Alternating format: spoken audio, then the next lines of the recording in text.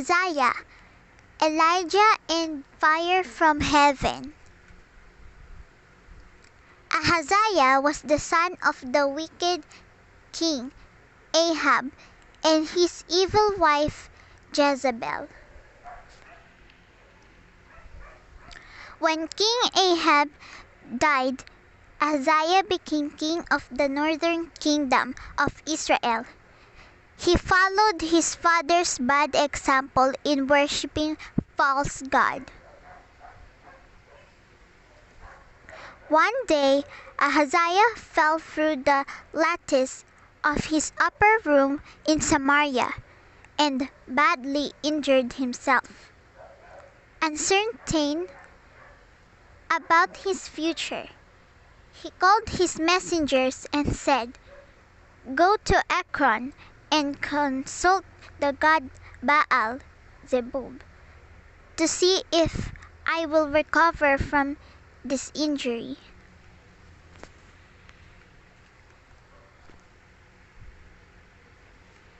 God had forbidden people to consult idols and evil powers about the future. Ekron was in the land of the Philistines, where there was a temple to the false god Baal Zebub. The messengers set off from Samaria at once. The angel of the Lord told Elijah the prophet to go and intercept the king's messengers. The prophet obeyed and stopped them. "Is it because there is no God in Israel that you are going off to consult Baal Zebub, the god of Ekron? Tell the king, the Lord says, you will not leave the bed you are lying on. You will certainly die." Then Elijah left them.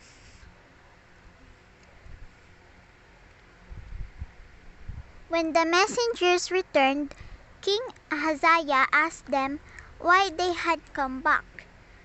They explained that a man had stopped them and said, "Is it because there is no God in Israel that you want to consult Baal Zebub? You will not leave your bed and you will die."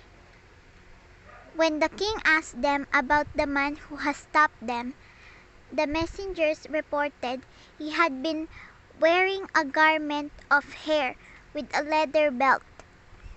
The king knew at once it was Elijah, the prophet of God. The king ordered an army captain with 50 soldiers to find Elijah and seize him. The captain found Elijah sitting on the top of a hill and ordered, "Man of God, the king says, come down." Elijah replied, "If I am a man of God, may fire fall down from heaven on you and your 50 men."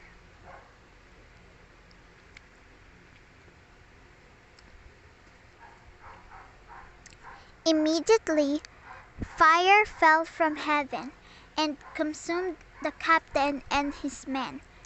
When King Ahaziah heard what has happened, he sent another army captain with his 50 men. The captain found the hill and the scene of the disaster.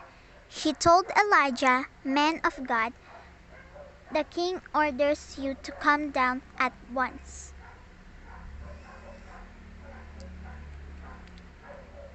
Suddenly, the fire of God fell from heaven and consumed him and his 50 men.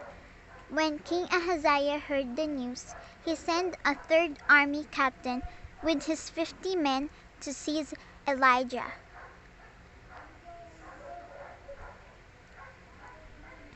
This third captain found Elijah and fell on his knees before him. "Man of God," he begged, "please have respect for my life and the lives of these 50 men. Fire has fallen from heaven and consumed the first two captains and all their men. Please have respect for my life."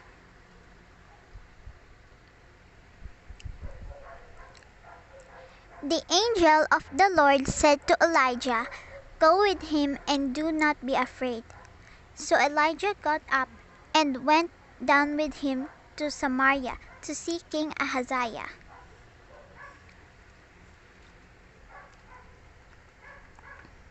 Elijah told the injured king the message God had for him.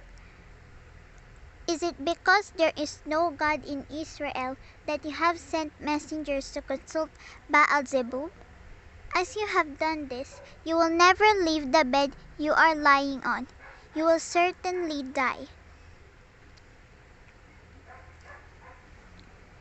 Just as God had said, King Ahaziah died, did not have a son to succeed him, so his brother Joram became king.